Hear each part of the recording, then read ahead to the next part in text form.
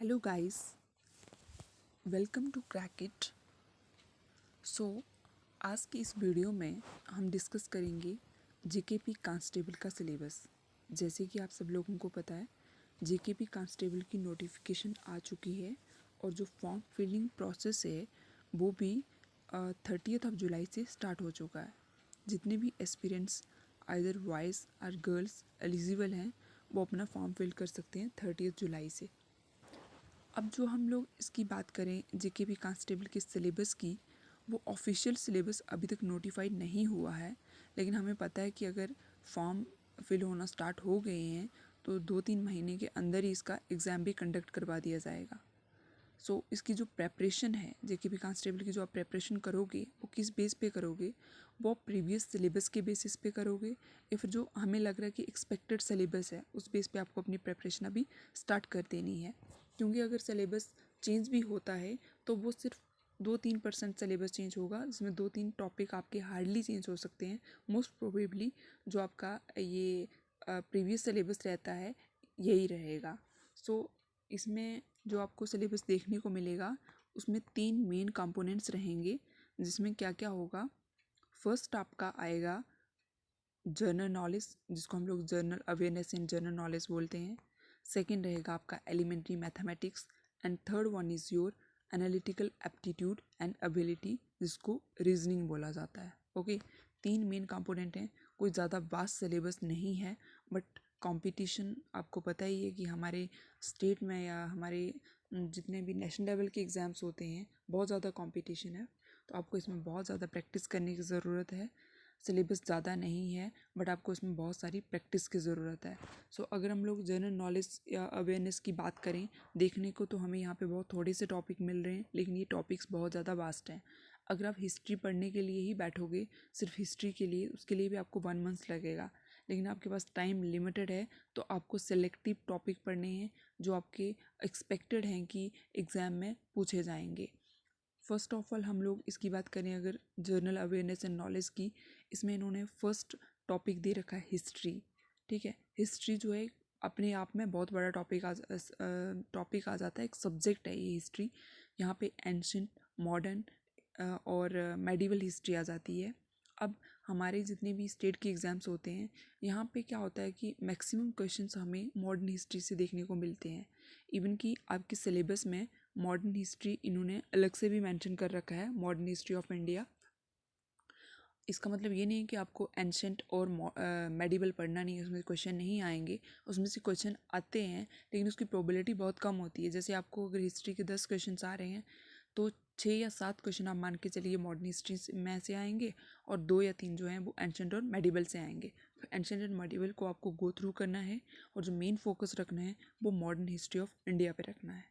ठीक है, सेकेंड आता है जोग्राफ़ी। जोग्राफ़ी की अगर हम लोग बात करें तो यहाँ पे आपको क्या करना है, यहाँ पे इंडियन जोग्राफ़ी पे मेन फोकस रहेगा। मोस्ट प्रोबेबली आपके सारे क्वेश्चंस वहाँ से बन जाएंगे। साथ ही साथ थोड़ा सा आपको वर्ल्ड जोग्राफ़ी का रेफरेंस रखना है। नेक्स्ट टॉपिक आता है सोशियो इकोनॉमिक डेवलपमेंट।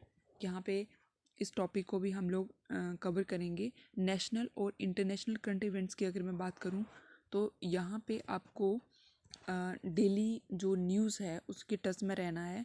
आपको ज़्यादा डेप्थ में नहीं जाना है। जैसे अभी ओलंपिक्स चल रहे हैं तो उसका में आपको पता होना चाहिए कितने मेडल लाए हैं, किस किसने लाए हैं, या कोई नई जो भी आपका वो रहता है करंट न्यूज़ रहती है उसको आपको अभी साथ साथ में नोट करते जाना है, क्योंकि साथ में लास्ट में फिर बहुत ज़्यादा बर्डन हो जाता है। एंड इंडियन पॉलिटी की बात करें, इंडियन पॉलिटी भी अपने आप में एक बहुत वास्ट सब्जेक्ट है। इसमें से आपको सेलेक्टिव पढ़ना है, एग्ज़ाम ओरिएंटेड पढ़ना है, सब कुछ पढ़ने के लिए नहीं बैठना है। क्योंकि जेकेपी कांस्टेबल का सिलेबस है, ये इतना ज़्यादा टफ भी नहीं होगा बट इतना ज़्यादा इजी भी नहीं होगा। आपको एग्ज़ाम ओरिएंटेड रहना है। इंडियन कल्चर की बात करेंगे, यहाँ पे आपको डांसेस, म्यूज़िक, हेरिटेज साइट्स के बारे में पढ़ना है। इंडियन इकोनॉमी पढ़ना है, बेसिक इसके बारे में। स्पोर्ट्स के बारे में आपको पढ़ना है। बुक्स एंड आथर्स आ जाते हैं, जैसे बुक्स आथर्स हो गए या फिर आपके national and international current events हैं, इनके आपको क्या करना है, शॉर्ट नोट्स बनाने हैं। बुक्स एंड ऑथर्स जैसे भूल जाते हैं तो आपको अपनी नोटबुक के लास्ट में क्या करना है कि 10 बुक्स एंड ऑथर्स के नाम लिख देने हैं। फिर उनको एक हफ्ते के बाद जो है वो रिवाइज़ करना स्टार्ट कर देना है। और अगर मैं करंट इवेंट्स की बात करूँ तो इसको आपको डेली नोट करना है। डेली नोट करने के साथ साथ वीकली इसको आपको रिवाइज़ भी करना है। साइंस एंड टेक्नोलॉजी पे आपको लेक्चर मिल जाएगा। इंपॉर्टेंट डेज़ के साथ भी सेम ही है। बहुत सारे डेज़ होते हैं वो हमें पता भी होते हैं, और साथ में आपको प्रीवियस ईयर देखने हैं कि प्रीवियस ईयर में कैसे कैसे डेज़ पूछे जा रहे थे। अभी रिसेंट जो JKSSB के एग्ज़ाम हुए हैं उन्होंने बहुत सारे डेज़ के बारे में पूछा है, डेज़ के ऊपर थीम के बारे में पूछा है। तो आपको उस चीज़ को भी नोट करते जाना है साथ साथ में, क्योंकि ये चीज़ें एक दिन में कवर होने वाली नहीं होती हैं। इनको आपने कहीं पे कि देखा उसको नोट करो। एक्सपेक्टेड आपको ये लग रहा है कि इस बार ये डे आ सकता है, इसका ये थीम पूछ सकते हैं, उस चीज़ को आप नोट करो। नेक्स्ट आता है एलिमेंट्री मैथमेटिक्स। एलिमेंट्री मैथमेटिक्स की बात करूँ अगर मैं, तो यहाँ पे आपको क्या करना है, सबसे पहले नंबर सिस्टम जो हम पढ़ते ही आ रहे हैं बचपन से, नंबर सिस्टम जो है उसको पढ़ना है। उसके बाद सिंप्लीफिकेशन बहुत इजी रहेगा, डेसिमल, फ्रैक्शन, LCM, SCF तक क्या रहा। उसके बाद आपने क्या करना है, परसेंटेज सबसे पहले पढ़ना है और रेशियो एंड प्रोपोर्शन, क्योंकि परसेंटेज आपको क्लियर हो गया तो प्रॉफिट एंड लॉस आपको सॉल्व करने में ज़्यादा प्रॉब्लम नहीं आएगी। डिस्काउंट भी आपको प्रॉफिट एंड लॉस से रिलेट करता हुआ मिलेगा, और उसमें भी ज़्यादा से ज़्यादा परसेंटेज का ही यूज़ होगा। रेशियो एंड प्रोपोर्शन का भी यूज़ होता है। Percentage and ratio and proportion वाले टॉपिक्स जो होते हैं इनको सबसे पहले कवर करना है। अगर आप JKSSB के एग्ज़ाम में बैठ रहे हो, JKB कांस्टेबल के एग्ज़ाम में, तो आपको पहले ये देखना है कि इनका जो परसेंटेज से क्वेश्चन ये जो पूछते हैं वो किस बेस पे होता है, किस पैटर्न पे रहता है। पहले एक बार आप लोग प्रीवियस ईयर क्वेश्चन से ज़रूर गो थ्रू हो जाइए, देन अपनी प्रिपरेशन को कंटिन्यू कीजिए। And simple and compound interest से भी आपको नॉर्मल क्वेश्चन देखने को मिलेगा। मेंसुरेशन में आपको बहुत सारे फार्मूले देखने को मिलेंगे, सिलेंडर के, कोन के, रोम्बस के, रेक्टेंगल के। तो उन सब का आपने क्या करना है, एक नोटबुक लेनी है। नोटबुक के एंड में सारे के सारे फार्मूले लिख लेने हैं, और जब भी आपको टाइम मिलता है रात को सोने से पहले या सुबह जाग के एक बार उनको ज़रूर रिवाइज़ करना है आपने। नेक्स्ट आता है time and work, time and distance. Time and distance ये भी ठीक ही टॉपिक रहते हैं, इनको भी हम कवर करेंगे। टेबल एंड ग्राफ्स की बात करें, DI बहुत इजी रहता है। एक टेबल मिलेगा आपको, उस पर बेस्ड 5 क्वेश्चन होंगे। जिन लोगों ने कभी बैंकिंग का एग्ज़ाम दिया है उनको पता होता है DI, जिसको हम लोग DI बोलते हैं, डाटा इंटरप्रिटेशन, वो कुछ इस टाइप का आपको देखने को मिलेगा। सो ये भी बहुत इजी रहता है, लेकिन इजी तभी होगा जब आप इसको प्रैक्टिस करेंगे। ये होगा आपका मैथ्स का सिलेबस। नेक्स्ट आता है आपका जो कंपोनेंट, वो है एनालिटिकल एप्टीट्यूड एंड एबिलिटी।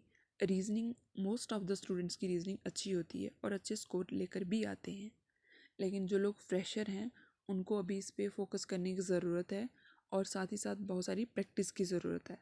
इसमें जो एनालॉगी आप देख रहे हो टॉपिक, ये बहुत इजी रहता है, बट आपको इसमें क्या करनी है, प्रैक्टिस करनी है। कहीं से भी किसी भी बुक से आप देखोगे आपको ईजिली समझ आ जाएगा। सिमिलैरिटीज़ हो गया, डिफरेंसेस हो गया, ये टॉपिक आपको समझ आ जाएंगे। स्पेस विजुलाइजेशन पे ये थोड़ा सा टिपिकल रहता है, इस पर आपको वीडियो मिल जाएगी। Problem solving, analysis and judgement, decision making, visual memory आ जाता है इसमें आपका, डिस्क्रिमिनेशन, ऑब्जर्वेशन, ये सब टॉपिक अगर आप खुद से पढ़ना स्टार्ट करोगे तो भी आपको समझ आ जाएंगे। मेन इसमें रिलेशनशिप कॉन्सेप्ट्स आता है, इस पर मैं क्वेश्चन लेकर आऊँगी। Relationship concept means blood relations पे क्वेश्चंस आते हैं। अर्थमेटिकल रीजनिंग हो गया, वर्बल एंड फिगर क्लासिफिकेशन, ये सारे प्रैक्टिस पे बेस्ड हैं। Arithmetical number series, abilities to deal with abstract ideas, arithmetical competition, ये सारा आपका रीजनिंग का सिलेबस रहता है। सो रीजनिंग जो है यहाँ पे ये काफ़ी स्कोरिंग रहता है, बट मैथ्स में मोस्ट ऑफ द स्टूडेंट्स को मैथ्स में प्रॉब्लम आती है। तो आपका अभी क्या होना चाहिए कि आपको मैथ्स को ज़्यादा से ज़्यादा प्रैक्टिस करना है। जैसे अगर आप एक दिन में आपने डिसाइड किया कि आज मैं GK पढ़ूंगा, GK कुछ दिन लेके आप चल रहे हो कि इन डेज़ में GK पढ़ूंगा, लेकिन उसमें से कुछ टाइम निकाल के मॉर्निंग या इवनिंग में 1-2 घंटा उसमें आप मैथ्स को ज़रूर प्रैक्टिस कीजिए, और डेली प्रैक्टिस कीजिए। डेली प्रैक्टिस करने से क्या होगा, आपको जो डिफ़िकल्टी आ रही है वो दूर हो जाएगी। कोई भी चीज़ हमारे लिए डिफ़िकल्ट तब होती है जब तक हम उसको प्रैक्टिस नहीं करते, जब तक हम उसके बारे में जानते नहीं हैं। जब उसको प्रैक्टिस करने लगेंगे तो वो हमारे लिए ईजी बन जाती है। सो ये है JKP कांस्टेबल का सिलेबस, इसमें मेन 3 ही कंपोनेंट हैं। और ये जो आप देख रहे हो यहाँ पे जो वैकेंसी है वो काफ़ी बल्क में वैकेंसी है, 4002 समथिंग वैकेंसी है, 4000 प्लस।